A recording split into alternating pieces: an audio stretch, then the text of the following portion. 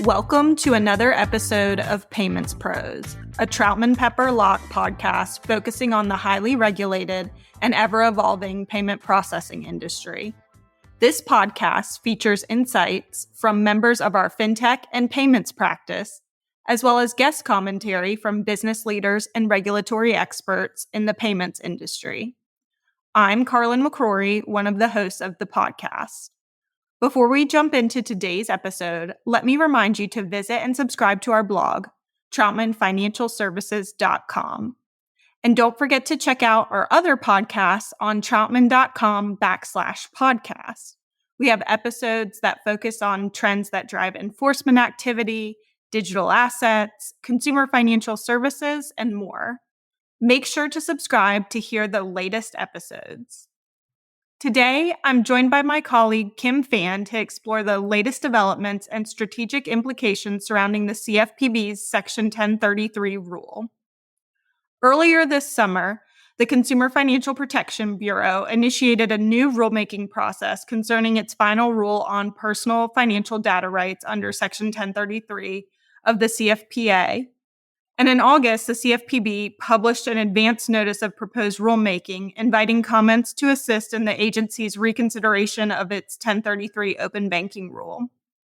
Industry participants have until October 21st to respond to the CFPB's questions and offer additional comments, including insights on how the licensing and sale of consumers' financial information may pose data privacy threats. For those listening to our episode today, you should consider whether you want to submit a comment in response to the CFPB's request to address some of their questions. Kim, thank you so much for joining me today. I am pleased to be here and always happy to join you on Payment Pros. Thanks for having me, Carlin. Of course. So let's talk about the request for comment and what are the latest developments on the CFPB's Section 1033 rule. This is actually a pretty dramatic 180-degree turn by the CFPB. We've seen over the course of the last year, since the change in administration, the CFPB pulled back on quite a few different rulemakings, and this was one of the ones that was teed up as an open question as far as how the CFPB would approach it. The CFPB had even earlier this year indicated that their intent was to vacate the rule entirely. Under the current and ongoing litigation brought by the Bank Policy Institute and other entities challenging the rule, the CFPB had communicated to the court in that case that they believed the rule to be illegal and to impose unlawful obligations on the industry, and that they were seeking for the court to vacate the rule. Now, this change is, and this is all speculation, is something that may have been triggered by announcements by various industry participants that if the rule were to be vacated, they would start charging fees to data aggregators and other third parties to get access to the type of data that would be made available under the open banking rule. So whether or not that industry action was what was the impetus behind this change by the CFPB, well, I guess we'll never know. But now the CFPB is looking at cracking open the rule again, which is in final form. It was finalized last year, and seeing whether or not there are changes that can be made to salvage the rule while also addressing some of the concerns raised by both the industry, consumers, and other commercial entities like data aggregators. So what areas of the rule is the CFPB looking to amend? Interestingly, the CFPB isn't cracking open the entire rule. It did take 9 years for the CFPB to develop the final rule, but when the final rule came out, it covered a broad array of different topical areas. And the CFPB is really only looking and asking for questions about 5 different areas in this particular request for information. One is whether or not a representative, someone stepping into the shoes of a consumer, should be treated as the consumer for purposes of Section 1033. Another area is whether or not fees should be permitted to be charged by covered persons who have to build out the interfaces and other systems to make data available under the open banking rule, and whether or not they should be able to recoup some of those costs through the charging of fees. Another area is data security. Another area is privacy. And the fifth area that they're asking about is whether or not the current compliance timelines, which are staggered based on the size of your organization, whether or not those are appropriate. And if they amend the rules, should those be further pushed out? And those current deadlines range anywhere between 2026 and 2030 right now. There's been some delay on some of those, subject to the court case, but the earliest deadline will still go into effect sometime next year. So there's questions raised by the CFPB whether or not they should be pushing those out. So those are the five very narrow areas where the CFPB has specifically asked questions. But you had mentioned at the beginning of the podcast that for companies thinking about submitting public comments to the CFPB, I would recommend that there is no reason to try to limit those public comments to just the specific questions the CFPB is asking. Yes, these are all very important issues. And if a company has opinions about things like privacy, security, fee structures, and otherwise, they should certainly weigh in on those topics. But if the CFPB is cracking this rule open, why not, swing for the fences? If there are other things that companies would like clarification on or further amendment of, they should definitely be weighing in at this stage to get the CFPB looking at some of these other issues. And I know specifically for the payments industry, there is somewhat of an open question as far as whether or not the definition of a covered entity, a data provider under the rule, should cover different types of payment processors. That was discussed at length in the final rule, but I think there's still some ambiguities there. I think there are also opportunities for companies to weigh in on the types of covered data that have to be made available under the rule, whether or not consumer consent to secondary uses of data should be appropriate. Right now, the rule prohibits that, and the CFPB is not asking questions about that, but I think that is a pain point for industry that they would like clarification on.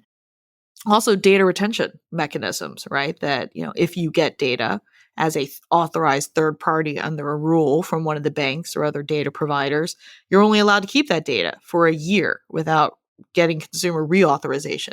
Is that an issue that the industry would like the CFPB to revisit? So I think there's a lot of opportunity here to improve, to enhance, to clarify different aspects of the final rule now that we know that the CFPB intends to amend them further. And Kim, we can't predict the future here, but I'd like your opinion on if you think the changes would be sufficient to avoid any possible future litigation. I mean, I'm thinking about what you said as it relates to the data providers being able to charge fees. I think that's a very hot topic. And if they aren't allowed to charge fees, that perhaps creates an issue. But then if they are allowed to charge fees, those accessing the data may have an issue with the rule. So what are your thoughts there, more broadly as it relates to potential litigation and whatever new rule the CFPB proposes?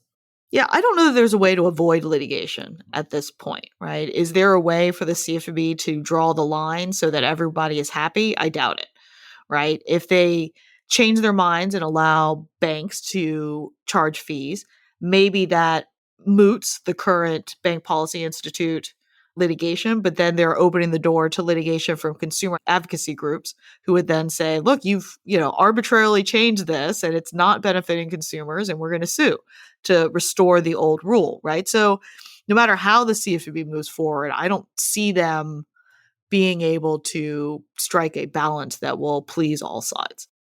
It seems like we could be years and years away from any real meaningful 1033 rule. Do you agree with that, or what are your thoughts on that? Maybe, right? I mean, right now, the timeline for full implementation of the rule is already through 2030. So we were already looking at a 5-year timeline. Yes, I agree. That timeline will, of course, be extended. If there are amendments, they're going to have to push out those deadlines. Those amendments, again, will likely be subject to legal challenge. We could be looking at a new administration altogether by the time they are working on a new final amended rule. And again, it took them 9 years to get to where they are today. And now that they're cracking the rule open again, I don't think it'll take them another 9 years, but it still will take some time. And talking about timing, what is the timeline for any next steps with the CFPB? Well, as you noted earlier, the public comment period will extend through October 21st. So companies have until then to submit public comments in response to this particular advance notice of proposed rulemaking. But that won't be the end, right? There will be future opportunities for companies to weigh in. The CFPB, in its rulemaking agenda that it recently published, flagged that for purposes of this particular open banking rule, they are hoping to ingest all of those public comments that are submitted in October and have a notice proposed rulemaking released in December of 2025, so later this year. Now, I am challenged to understand how the CFPB will achieve that. While it's outside the scope of our conversation, you may have seen that there was a recent judicial order that has validated the ability of the Trump administration to essentially lay off the entirety of the CFPB staff. And many of those layoffs will be in the regulatory and rulemaking division of the CFPB. So, how they're able to ingest, respond to, and draft new rules in the next couple of months with basically a skeleton staff, I'm not sure. I think it's ambitious.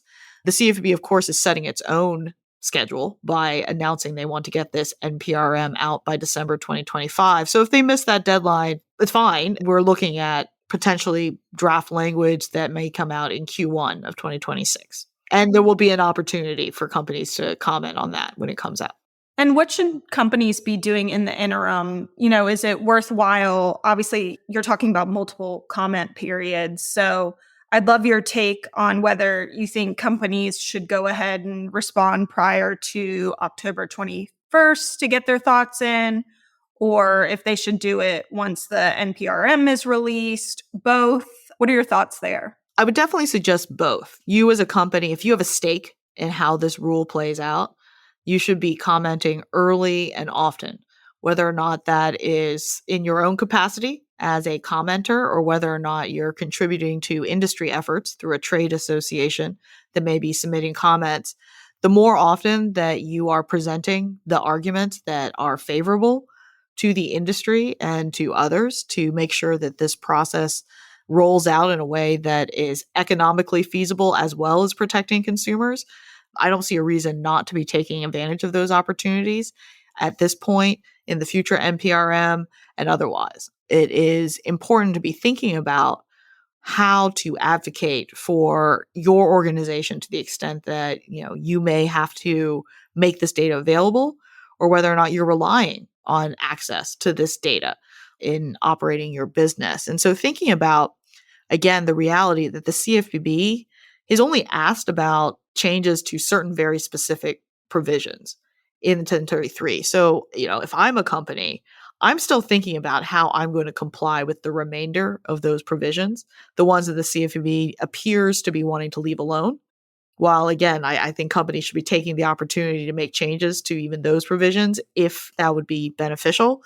But otherwise, I'm thinking about how in the next couple of years am I going to build out the internal infrastructure to either provide data to third parties or ingest data from third parties with regard to consumer account and transactional information, and working with partners on how that looks, right? Whether or not that's partners in the industry, whether or not that's data aggregator partners, whether or not that's partnerships with data providers or authorized third parties, making sure that the industry is doing everything it can to make this process look smooth so that the CFPB understands that, there's a way for this to work, but, there are a lot of stakeholders that have conflicting opinions on how things will play out. And Kim, are there any changes to the rule? I mean, obviously, we don't know for sure what will happen, but if you could predict what may happen based off of the litigation that is pending and the administration change, is there anything in the rule that you think the CFPB may be apt to change?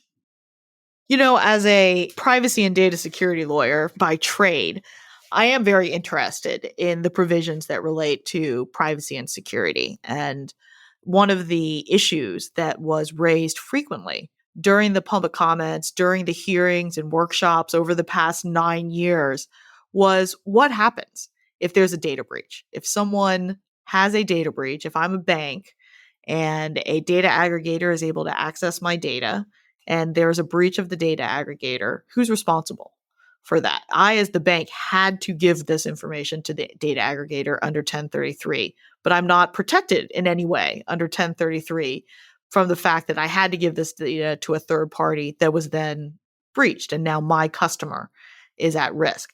That was a point that was raised frequently by industry. It was not addressed in the final 1033 rule from last year. It is an issue that is being asked about in this current APRM. So the CFPB has heard those concerns, is asking about what the CFPB might want to do to address that in any amendments to the rule. So I think we can anticipate at least that issue being addressed. I can't weigh in on fees. I don't know where the CFPB is going to land on that one, but I think at least that issue will be something that's addressed. Any other thoughts, Kim, on the topic? I think that this is something that the industry should be paying a lot of attention to, because it's one of the very few areas that we're seeing the CFPB express an interest to take action, right? We're seeing the CFPB pull back in so many other areas that for those few areas the CFPB is being active in, industry should be paying a lot of attention, because, the CFPB is all in on those few topics, and making sure that the CFPB gets those few topics right, I think, is really important at this stage. Well, Kim, thank you so much for joining me today, and thanks to our audience for listening to today's episode. Don't forget to visit our blog, troutmanfinancialservices.com, and subscribe so you can get the latest updates. Please make sure to also subscribe to this podcast via Apple Podcasts, Google Play, Stitcher, or whatever platform you use. We look forward to next time. Copyright Troutman Pepperlock, LLP. These recorded materials are designed for educational purposes only. This podcast is not legal advice and does not create an attorney-client relationship. The views and opinions expressed in this podcast are solely those of the individual participants. Troutman does not make any representations or warranties, expressed or implied, regarding the contents of this podcast. Information on previous case results does not guarantee a similar future result. Users of this podcast may save and use the podcast only for personal or other non-commercial educational purposes. No other use, including without limitation, reproduction, retransmission, or editing of this podcast may be made without the prior written permission of Troutman Pepperlock. If you have any questions, please contact us at troutman.com.